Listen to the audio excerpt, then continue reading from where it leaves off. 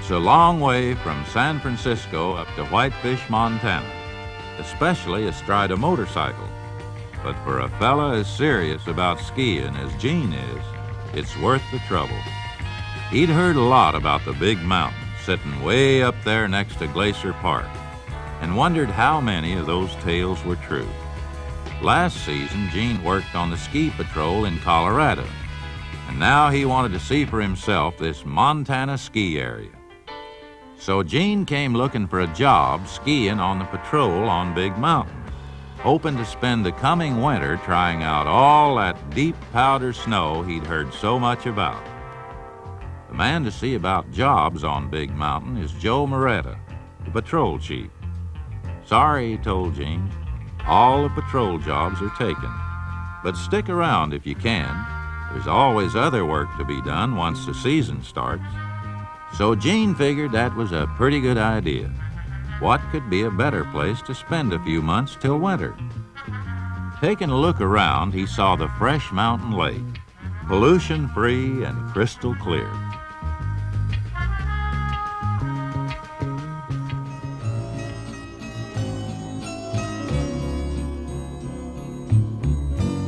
Whitefish sits comfortable and easy in Montana's Rocky Mountains, with plenty to keep a fellow busy.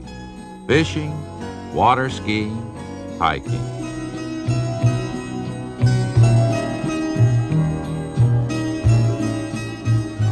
The days flew by, and in autumn, the birch trees were the first to change their leaves to a deep golden color.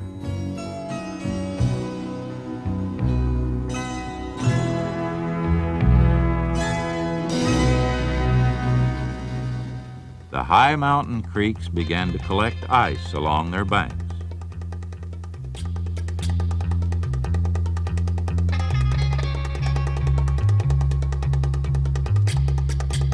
Strong winds brought cooler air sweeping across the lakes.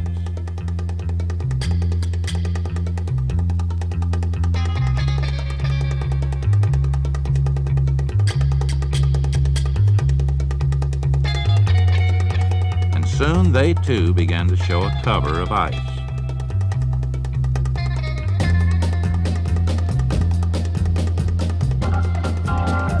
By late October, the mountain peaks of the Continental Divide had their first blanket of the winter snows.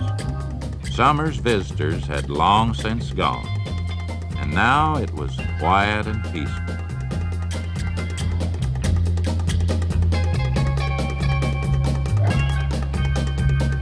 Not everybody plans to take it easy all winter, though.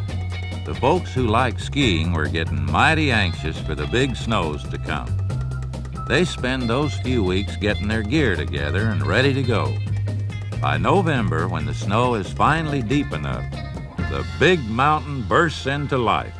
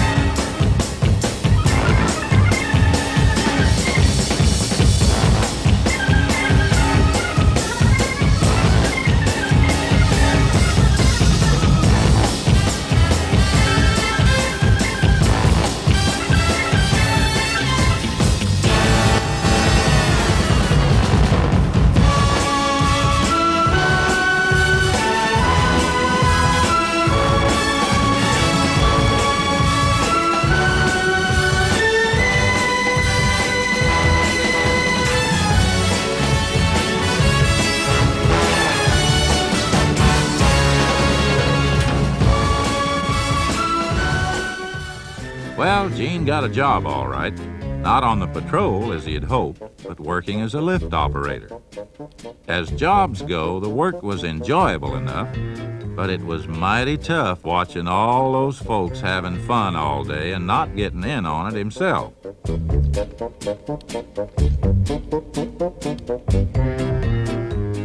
Whenever Gene ran into Joe, he'd ask about a patrol vacancy. The answer was always, "Sorry, not right now." The mornings were really the worst, especially when there was a fresh covering of light powder snow. It sure was hard to look out at that untouched snow as he rode up on the chair and know he couldn't be out enjoying it too.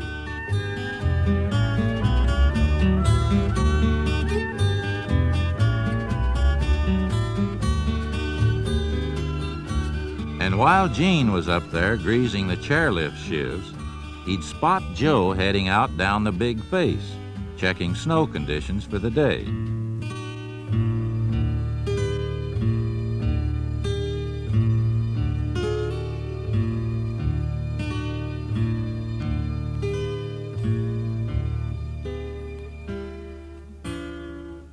From the tower, Gene could see over to Glacier National Park, just 20 miles to the east. Somehow that beautiful view always made him feel better.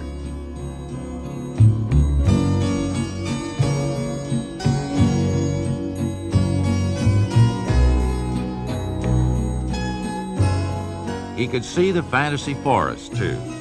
The snow-covered fir and spruce trees seemed to beckon to him to come flying through them.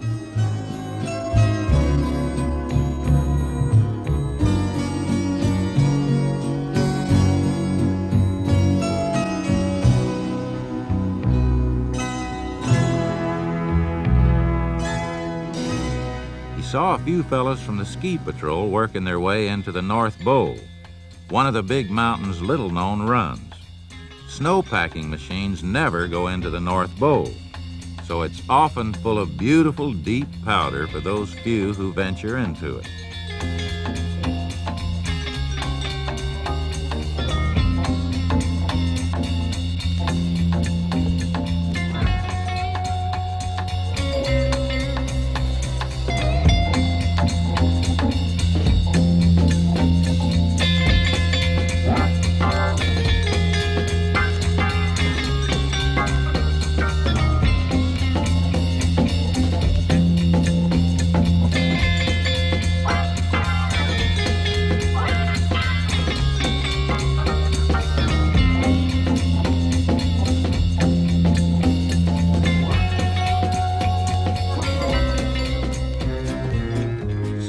The only skiing Gene got was going from tower to tower doing maintenance work. For Gene, it was always climb another tower, grease another shiv. By day's end, he'd watch the patrol in their last duty of the day, sweeping the hill for late skiers. He could see them go down runs called the Ridge, Bench Run, Hell Roaring, and many falls. Some 20-odd miles of runs to check out in those late afternoon hours.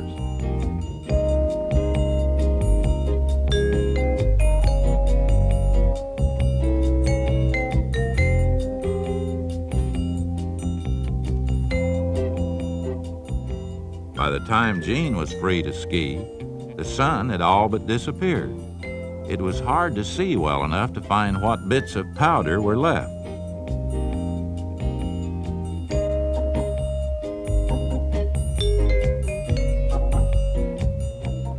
And somebody else was having ski troubles of a sort. Joanne was spending the winter working as a waitress in Big Mountain's Alpenglow Inn. Joanne was an expert skier already, but she'd come here to learn to ski the powder snow, which can be a mighty difficult job if you haven't tried it before. Big Mountain had plenty of powder and Joanne had plenty of time, but getting it all together wasn't working too well.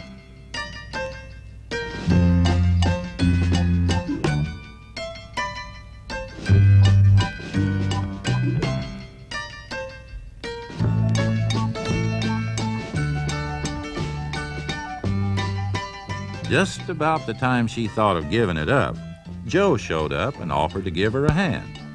Ski patrolmen have to look out for all skiers, and in this case, Joe didn't consider it a job at all.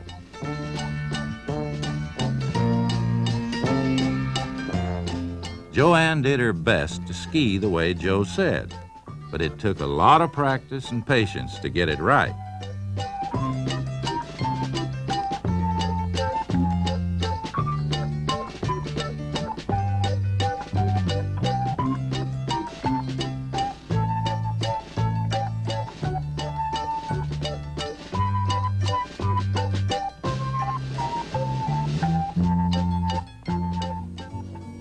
Early one morning, when the air was still crisp and clear, Joanne and Joe rode to the top of the mountain and decided to give the packed slopes a try. It was soon obvious Joanne needed no help here.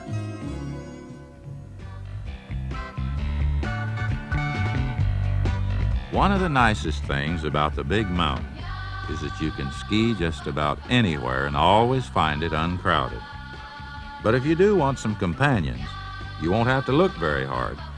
When you don't feel like going it alone, come on and join the crowd.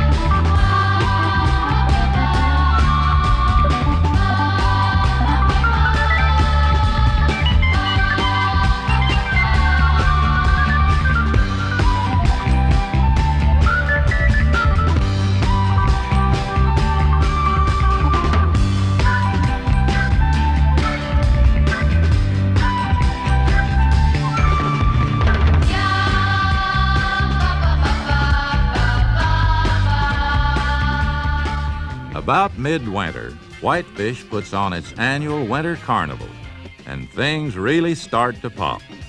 There are 3 days of games, races, contests, parties, and parades. All the local folks and out-of-town visitors get together for a real good time celebration.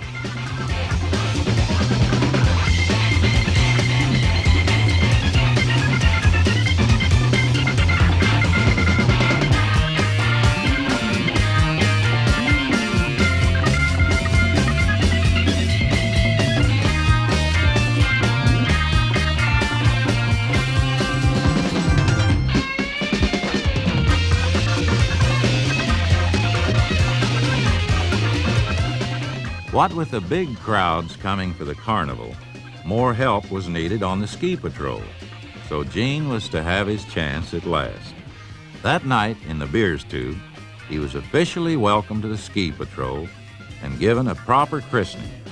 It was true his new job was only to be a temporary one, but he hoped he could convince them to keep him on for the rest of the season. Who is he? The Duke of Carnaby. The Winter Carnival Parade in downtown Whitefish drew thousands of spectators, floats, and competitors. See him walking with that swagger. Watch him sip his ice-cold lager. Flashy outfits, all his passion. He's a slave to every fashion. All the dollies idolize him.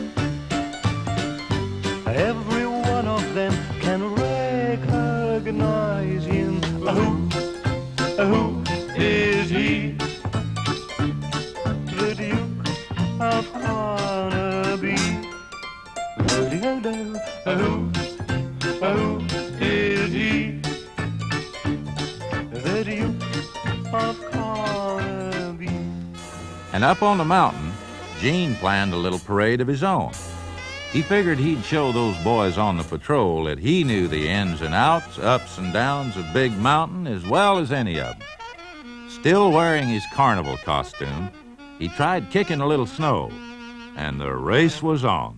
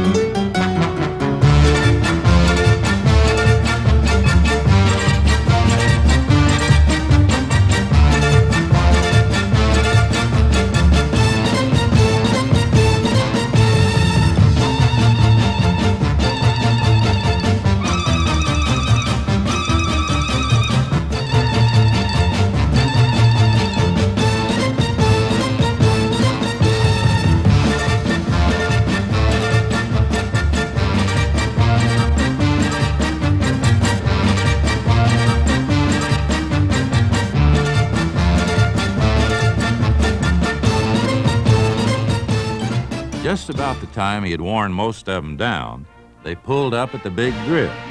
It was time for a rest, so they stayed to watch those other fellows risk their necks.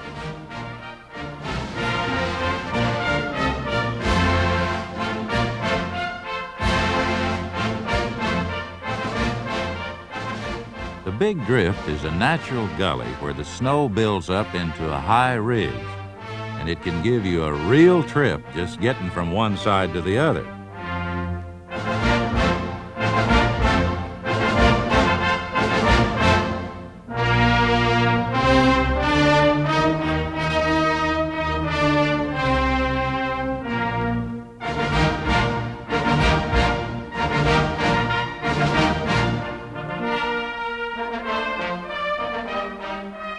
Sometimes going too slow is as bad as going too fast.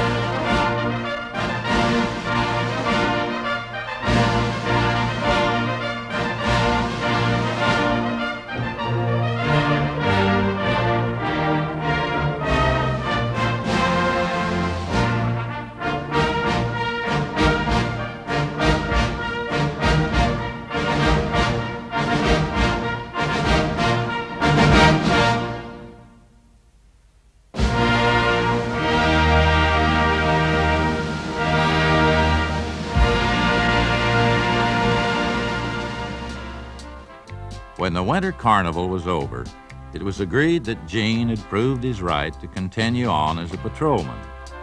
Now he was really living. Gene's job called for plenty of responsibility, watching out for the safety of all those skiers. And sometimes he put in pretty long hours, but the great skiing more than made up for the work.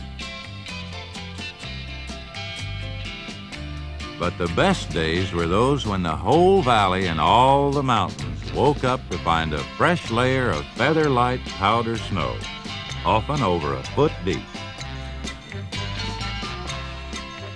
Now Gene could do more than just look. Now he was one of those first skiers flying down the mountain, over long reaches of trackless powder, down the big face, inspiration, nosedive, and powder track, leaving his tracks on that beautiful mile-high ski run called the Big Mountain.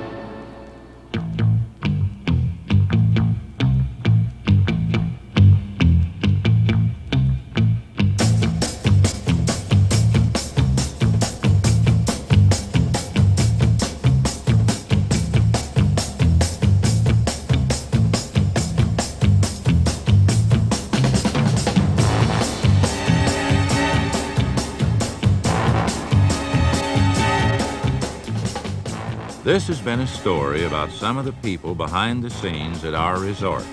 Maybe you'd like to visit us and see things for yourself. We've got lots to offer: 5 lifts, chairs, T-bars, palmas, and slopes for all kinds of skiers, from deep powder to groomed beginners' hills. Accommodations for hundreds of guests right beside the lifts. 3 restaurants, bars, beers too, swimming pool and ski school.